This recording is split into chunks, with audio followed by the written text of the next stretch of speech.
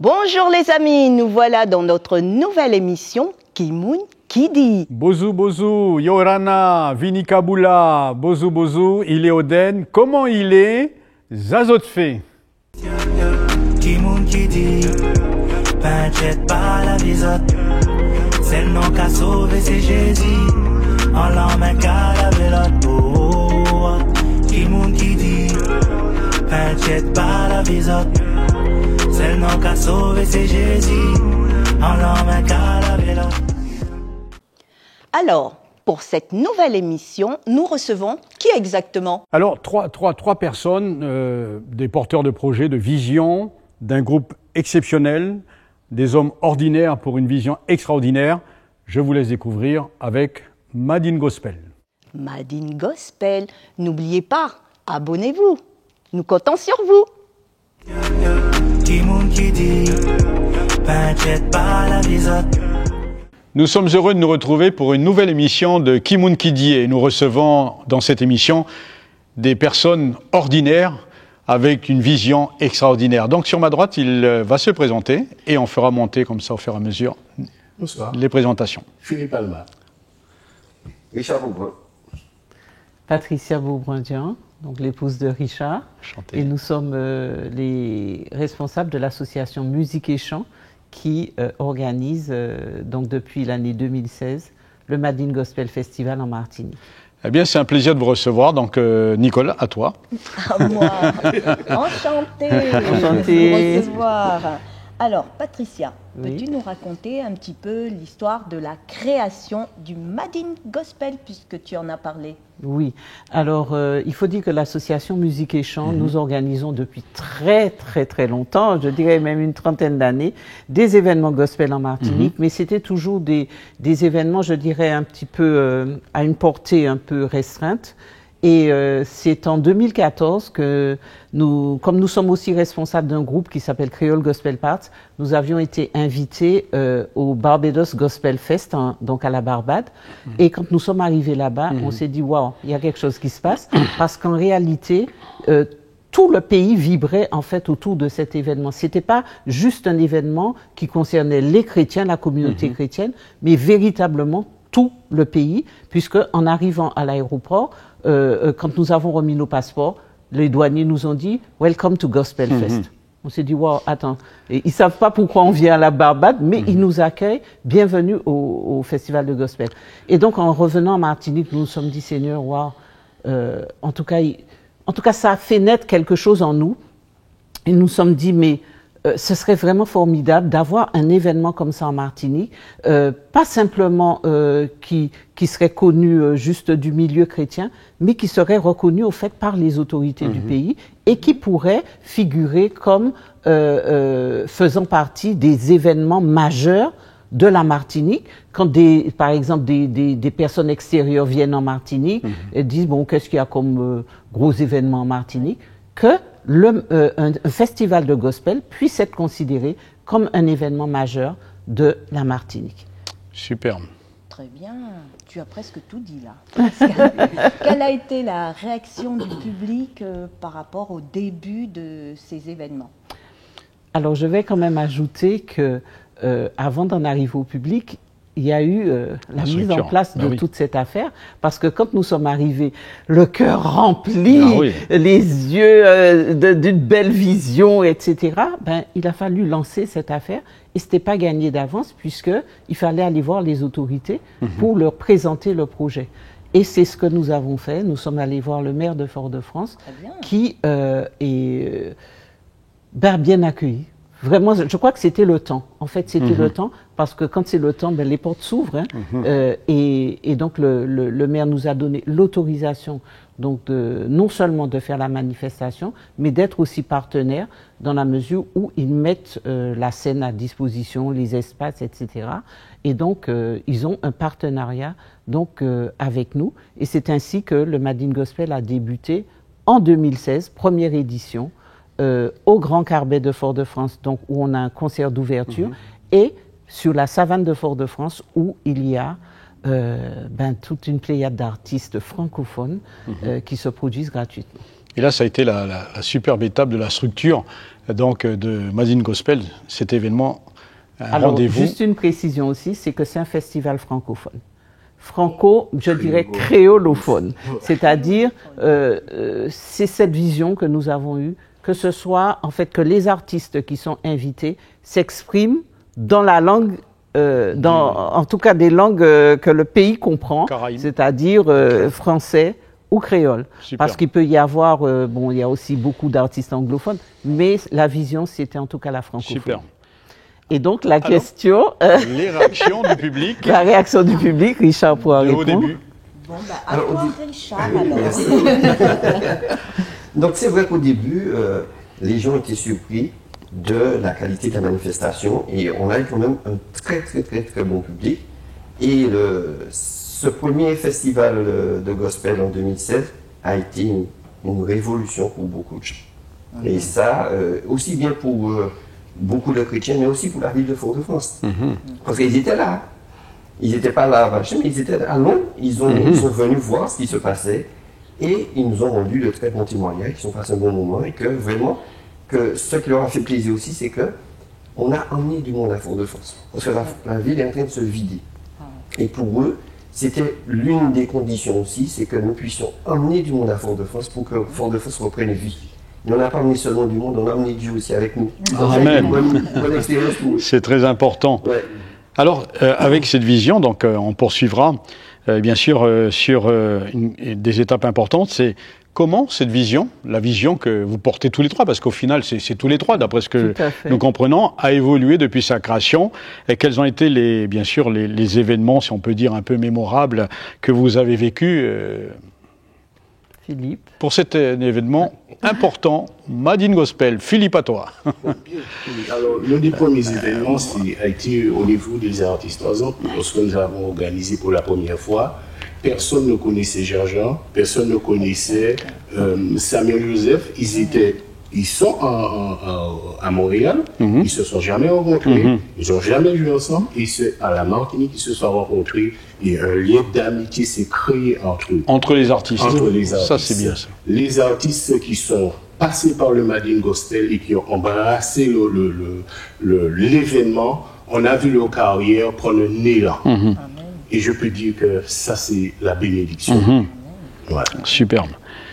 Et quels ont été les défis à relever? Oh mon Dieu. Je pense qu'il y en a eu plusieurs. Je crois que c'est une œuvre qui se construit sur des défis.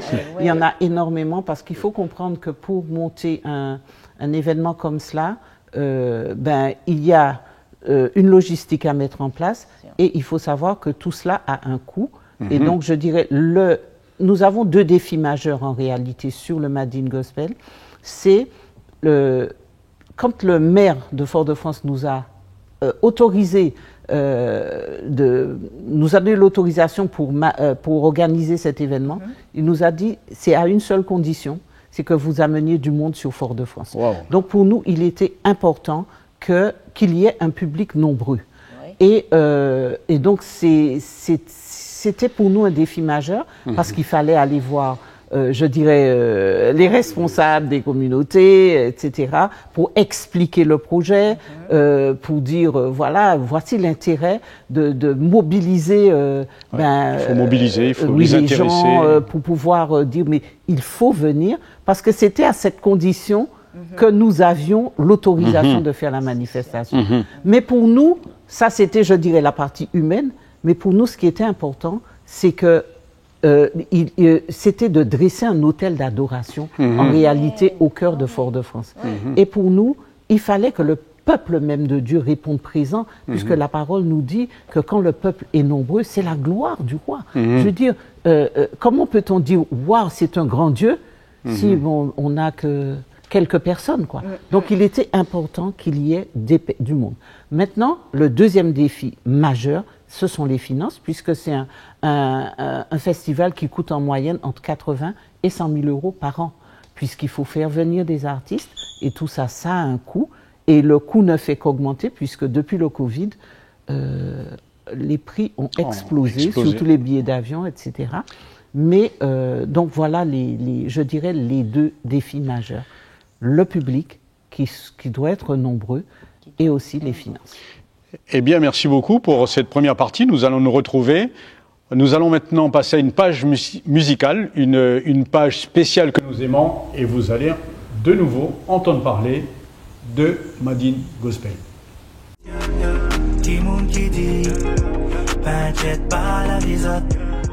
On se réjouit et on danse, pourquoi? Parce qu'on veut bénir l'Éternel. Alors si vous êtes d'accord, est-ce qu'on peut bénir l'Éternel en dansant et en chantant et en se réjouissant et en étant dans la joie? Alors vous connaissez sûrement ce chant qui dit bénis l'Éternel, oh mon âme. Bénis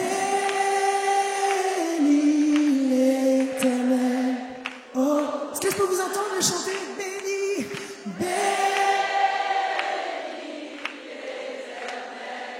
oh mon âme, bénis-les. Bon, et maintenant on va danser un peu. Venez danser avec moi, s'il vous plaît. Hey!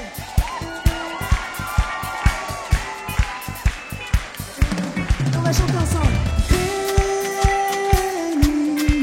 l'Éternel, oh mon âme.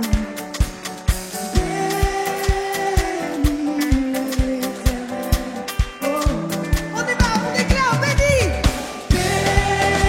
Bénis l'Éternel, oh mon âme. Chante bénis.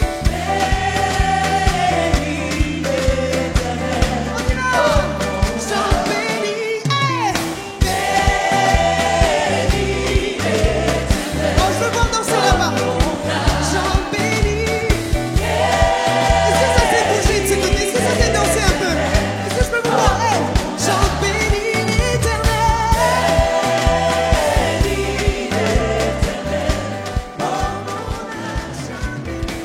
Et on va dire ensemble. Je chanterai de tout cœur les merveilles de mon papa Yahweh. Il a quoi? Oh yes, encore. Je chanterai de tout cœur les merveilles de mon papa Yahweh. Il m'a porté, il m'a délivré. Encore une fois, je chanterai de tout cœur les merveilles de mon papa Yahweh.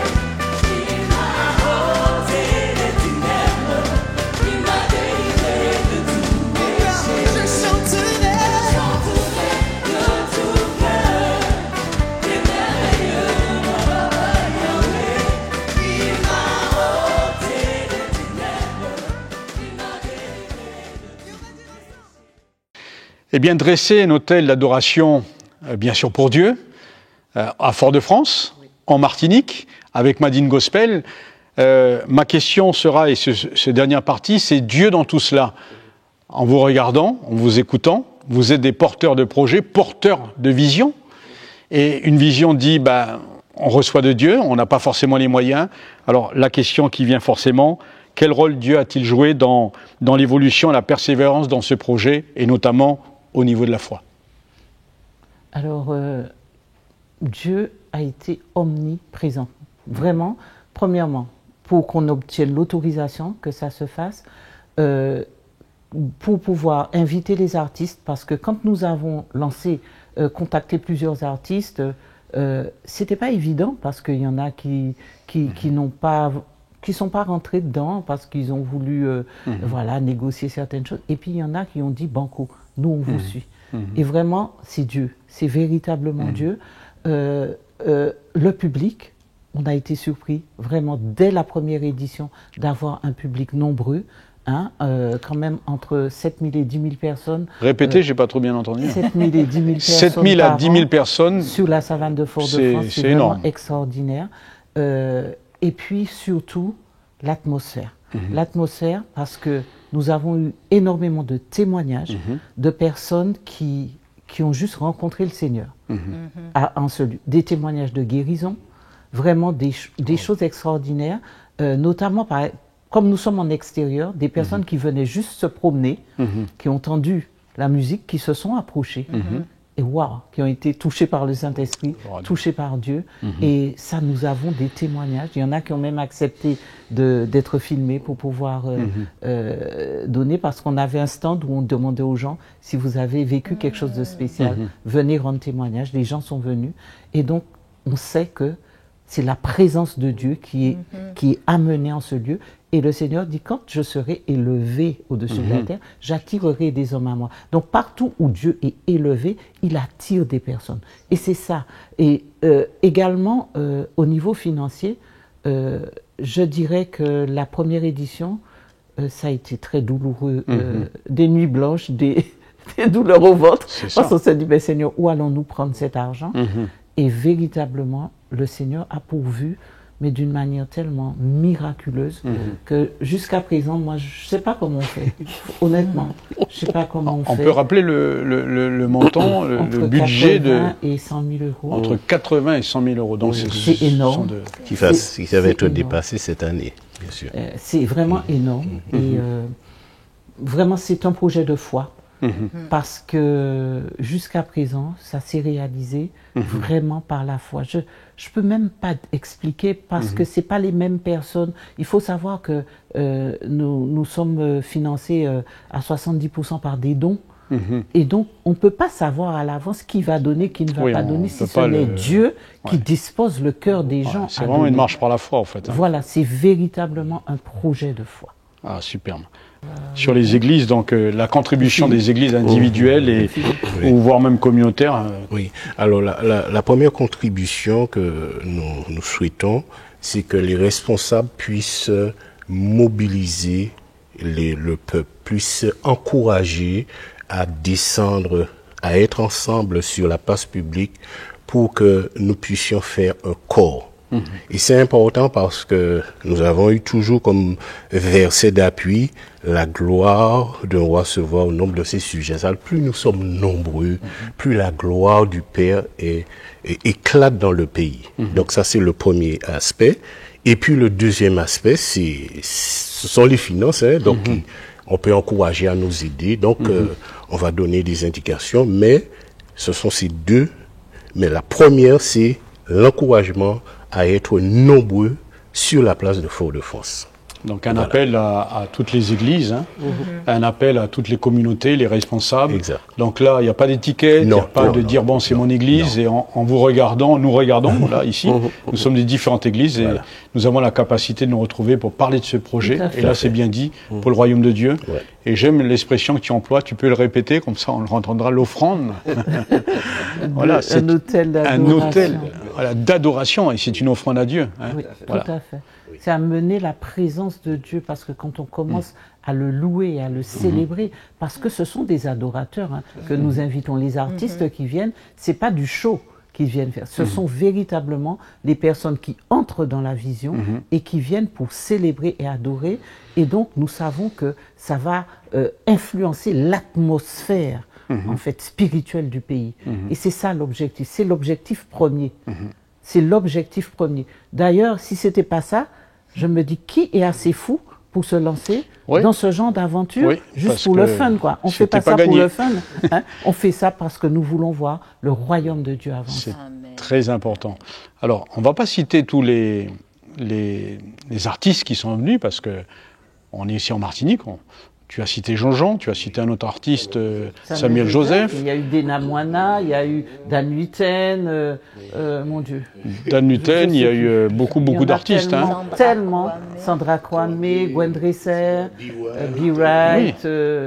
Et en Martinique, tous ces artistes. Big T, et puis les artistes locaux aussi. Locaux. On a Dominique Zorobabel qui est passé, on a. Oh mon Dieu. La liste est longue. La liste est très longue. Voilà, écoutez, nous vous remercions. Je pense que Nicole, elle va terminer par le mot de la fin. Alors, je tenais à vous remercier tous les trois pour déjà être venus là, pour partager vos expériences, surtout ce que Dieu a mis sur votre cœur pour le peuple, pour l'adoration, pour la Martinique tout entière. Alors merci, merci, merci à vous trois. C'est nous qui vous d'avoir remercions. obéi à Dieu. Avec plaisir. Pour l'invitation. Merci beaucoup. Merci beaucoup. Donc, Madine Gospel, nous les avons entendus, les fondateurs, les porteurs de vision. Et je voudrais dire, avant de nous séparer, nous avons réservé quelque chose de formidable pour le prochain événement. Une édition qui se rajoute aux précédentes. Et je pense que vous arrivez à la 7e édition. Alors, pouvons-nous connaître les dates et les artistes surtout? Les 12 et 13 avril 2025, donc très bientôt, avec exceptionnellement 2 têtes d'affiche, Simian et Derek Jones, et un plateau exceptionnel aussi sur la savane. Mais là, on va le découvrir.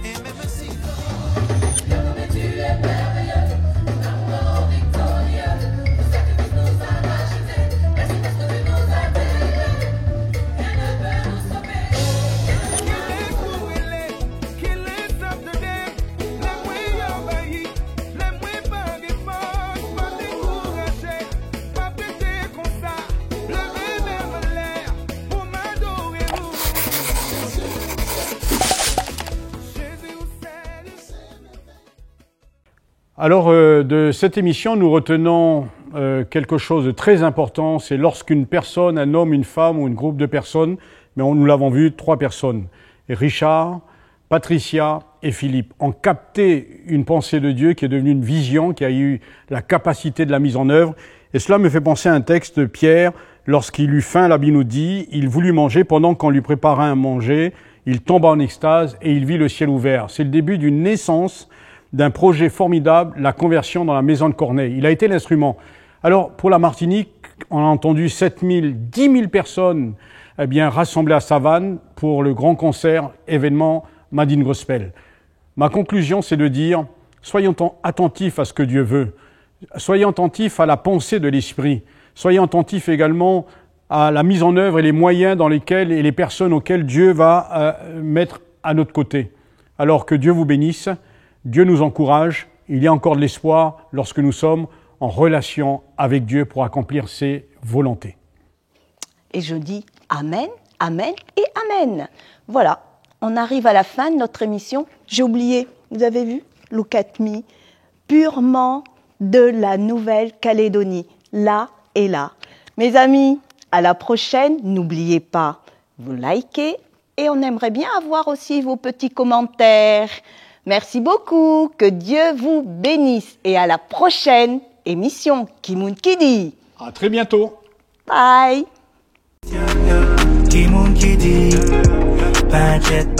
Voilà, écoutez, nous vous remercions. Je pense que Nicole, elle va terminer par le mot de la fin. Veuillez m'excuser, vous coupez, je ne sais pas c'est quoi le mot de la fin. Allez, remercie parce que je vois que on coupe, c'est bon. Sauver, c'est Jésus, en l'homme qu'à la vélo.